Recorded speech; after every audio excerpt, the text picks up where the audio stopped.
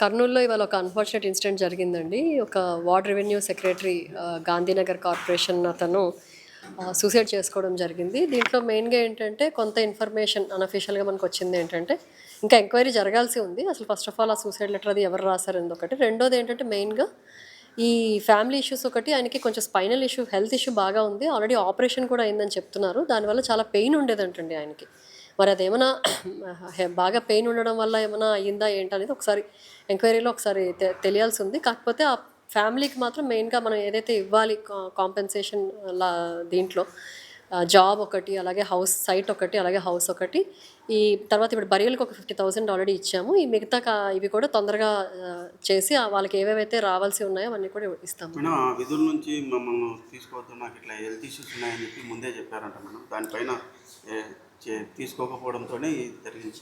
లేదు యాక్చువల్లీ ఏంటంటే అండి, ఇంతకు ముందు హెల్త్ ఇష్యూస్ కూడా ఉన్నాయి. ఆయన 3 నెలల ముందు కూడా కొన్నాళ్ళు లీవ్ పెట్టారు. లీవ్ పెట్టి మళ్ళీ వచ్చారు. కాకపోతే ఏమైందంటే ఆయన ఈ హెల్త్ ఇష్యూస్ ఇబ్బంది ఎక్కువ ఉందని చెప్పి చాలామంది చెప్తున్నారు. ఫ్యామిలీలో కూడా కొంత ఇష్యూస్ ఉన్నాయని చెప్తున్నారు.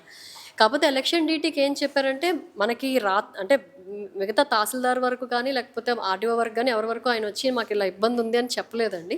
ఎలక్షన్ డ్యూటీ వరకు అయితే చెప్పారండి. చెప్తే మేము లోపల ఆల్టర్నేట్ చూస్తాము, కొంచెం వెయిట్ చేయండి అన్నారు. ఈ లోపల ఈ అన్ఫార్చునేట్ ఇన్సిడెంట్ జరిగింది. ఉమెన్ విఆర్ఓస్ కూడా చాలా ప్రెషర్ ఉంది. నైట్ 9-10 వరకు కూడా ఉండాల్సి వస్తుంది.